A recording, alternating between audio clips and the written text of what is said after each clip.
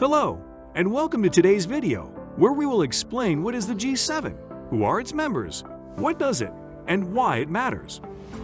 The G7 stands for Group of Seven, and it is an intergovernmental organization of 7 of the world's largest and most influential economies.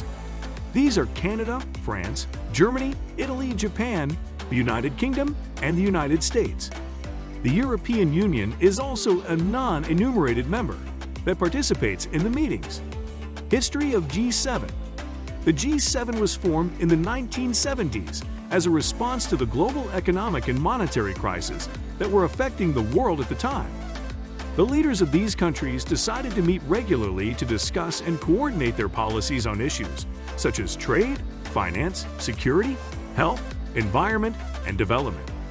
The origins of the group date back to 1973, when the finance ministers of France, West Germany, the US, Great Britain, and Japan, the Group of Five, met informally in Paris to discuss the impact of the oil crisis and the collapse of the Bretton Woods system of fixed exchange rates. The following year, they were joined by Italy at a meeting in Washington, D.C., and in 1975, they invited Canada to join them at a summit in Rambouillet, France. This was the first time that the heads of state or government of these countries met together, and they agreed to establish a regular forum for consultation and cooperation on economic issues. The group was initially called the Group of Six, G6, but it soon became known as the Group of Seven, G7, after Canada's inclusion. The group also invited representatives of the European Community, later the European Union, to attend their meetings as observers.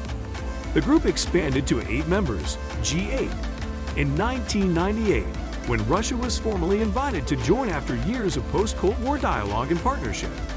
However, Russia was suspended from the group in 2014 after its illegal annexation of Crimea from Ukraine, and the group reverted to its original name of G7. What does G7 do? The major purpose of the G7 is to discuss and sometimes act in concert to help resolve global problems, with a special focus on economic issues. Since its inception in the early 1970s, the group has discussed financial crises, monetary systems, and major world crises, such as oil shortages. The G7 has also launched initiatives to fund issues and relieve crises where it sees an opportunity for joint action. Those efforts include several aimed at debt relief for developing nations. In 1996, working with the World Bank, the G7 launched an initiative for the 42 heavily indebted poor countries, HIPC, along with a multilateral debt relief initiative, MDRI, a 2005 pledge to cancel the International Development Association debt of countries that have gone through the MDRI program. In 1999, the group also decided to get more directly involved in managing the International Monetary System by creating the Financial Stability Forum, FSB. The FSB is made up of major national financial authorities, such as finance ministers, central bankers, and international financial bodies. The G7 Summit is the main event of the year for the group, where the heads of state or government of the members gather to discuss and announce their joint decisions and initiatives. The summit is usually attended by other guests, such as leaders of emerging economies, international organizations, civil society groups, and experts. The summit is also an opportunity for bilateral meetings and diplomacy among the participants. The G7 has been influential in shaping the global agenda and addressing some of the major challenges facing the world.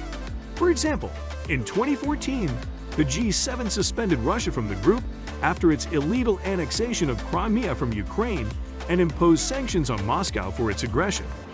In 2015, the G7 committed to phase out fossil fuel subsidies by 2025 and to support a global climate agreement in Paris. In 2020, the G7 pledged to support the fair and equitable distribution of COVID-19 vaccines around the world and to boost their contributions to COVAX, a global initiative to ensure vaccine access for low and middle-income countries. Why does G7 matter? The G7 is not without its critics and challenges. Some argue that the group is outdated and unrepresentative of the changing global order, where emerging powers such as China, India, Brazil, and others play a more important role. Some also question the effectiveness and legitimacy of the G7's decisions, which are not legally binding and depend on the political will and implementation capacity of each member. Some also point out that the G7 often faces disagreements and divisions among its members on key issues such as trade, human rights, security, and climate change. Despite these limitations, the G7 remains a powerful and influential platform for dialogue and cooperation among some of the world's most powerful democracies.